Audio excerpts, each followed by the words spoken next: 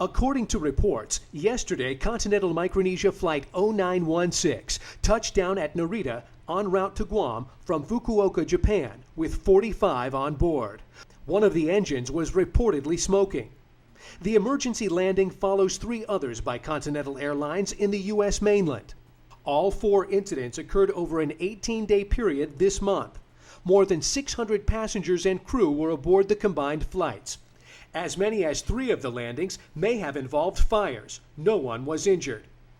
While an FAA spokesman tells Newswatch none of the incidents appears to be particularly unusual, local airport officials insist they take such incidents seriously enough to be on the ready.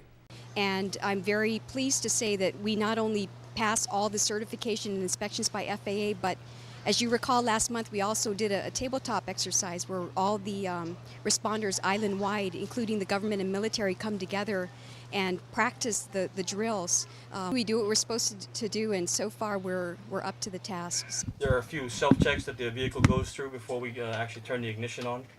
During our tour of their station today, airport firefighters assured Newswatch that Guam International remains in compliance with federal aviation regulations for safety, following an FAA inspection in January. The first truck needs to be on scene in the first 3 minutes, with each additional unit coming in 4 minutes. Responding to Newswatch's inquiry today, the FAA says an emergency landing does not mean that an actual emergency exists.